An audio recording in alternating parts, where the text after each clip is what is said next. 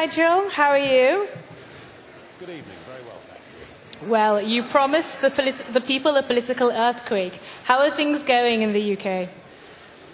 We're not there yet, and it's always very dangerous to count your chickens before they're hatched. But I think from the data that I've got coming in across the United Kingdom, it does look to me, although UKIP is going to win this election, and yes, that will be an earthquake, because never before in the history of British politics has a party that would be seen to be an insurgent party ever topped the polls in a national election. Okay. What do you think will be the big news item of these European elections? Well, obviously the growth of Euroscepticism. There's always been a degree of scepticism around the continent, but I think since the European project made its two massive mistakes, firstly the Eurozone, which clearly doesn't work and has left a vast swathe of the Mediterranean now stuck in a downward deflationary spiral, and secondly the enlargement of the Union to bring in the former Soviet bloc countries with the rights of free movement between poor and rich countries. And they've been the two great errors. And I think that in the last 5 years, those errors have been seen to be real mistakes, and we're going to get, a good number of Eurosceptics elected to the European Parliament. Whether that makes a big difference in European politics remains to be seen, but it's going to make a very big difference in the domestic politics, particularly of the member states, predominantly in the north of Europe. And I think that up until now, European integration, whether one liked it or not, always seemed to be inevitable, and I think that inevitability will end with these results tonight. Well, as you said, the failing Euro project has engendered poverty and unemployment to millions across Europe. Do you think that this has played a large impact on the European elections yourself? Oh, I do, and I think that repeated bailouts of countries, enabling them to stay members of the euro, and yet a few years on, people can see that that's actually given no economic benefits at all, has led to a widespread scepticism, a scepticism in the south that actually things may not get better, and a scepticism in the north that perhaps they're going to have to go on endlessly putting their hands in their pockets. So I think that what the euro has done is to divide Europe between north and south in a way that actually the European project was supposed to stop. I mean, there is a degree of enmity that we've seen over the course of the last 3 or 4 years between the Germans and the Greeks, and the European project was supposed to bring us closer together and to love each other a little bit more. Hello, Nigel. How are you keeping? Hello. Having a good week? I'm very well, thank you. Very good. I think so. The gravedigger of national democracy, your friend Herman Van Rompuy, said that he wants the EU to expand eastwards, even though the public are opposed to this. What do you think of that?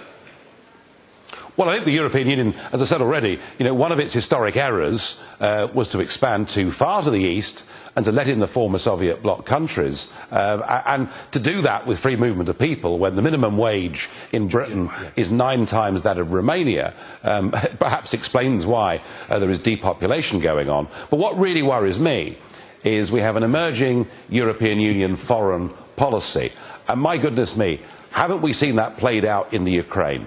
Because over the course of the last 10 years, and I'm not just blaming Brussels, because the British politicians have supported this too, but the message that's been going out to the Ukrainian people from Brussels and from NATO actually as well, not just the EU, is that they want the Ukraine to become part of the European Union and part of NATO. And my feeling is that actually the European Union has sent a false message of hope, particularly to the Western Ukrainians, the more Catholic community. And I believe the EU directly played a role in toppling, maybe corrupt, but a democratically elected government in the Ukraine. And frankly, if you poke the Russian bear with a stick, don't be surprised when he reacts. Yeah. There's still 2 more minutes. Yeah. 2 more minutes. The EPP candidate, Jean-Claude Juncker, said that when it gets serious, you have to lie.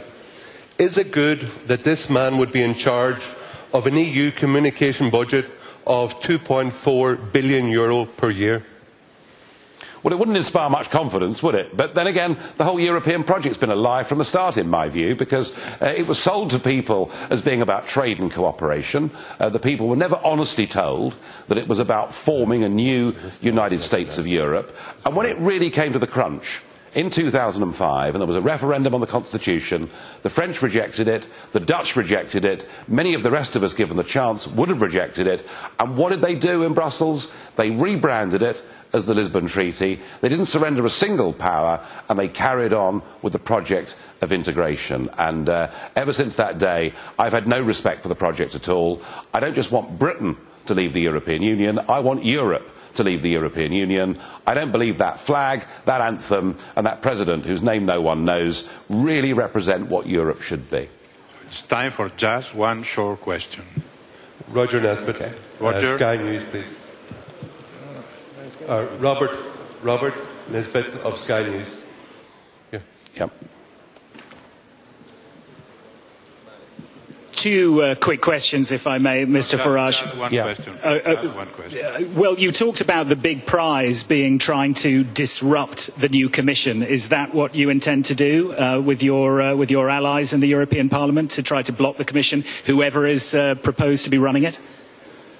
Well, I mean, if there is a wide Eurosceptic alliance and an opportunity to block the appointment of an outright raving federalist, from what I can see all the candidates are, then yes, we try to do so. But I still think that the real effect of these elections, with big Eurosceptic gains in many countries, will be less what happens in Brussels and more what happens within the member states. And I think the day when we have more referendums on EU membership and membership of the euro will have come much, much closer with these results tonight. Thank you very much, Mr. Farage. Thanks for your presence here in some way. Voilà, on me dit d'attendre maintenant. I'm told we now have a 10-minute wait before the first results are going to be displayed on the screens and announced.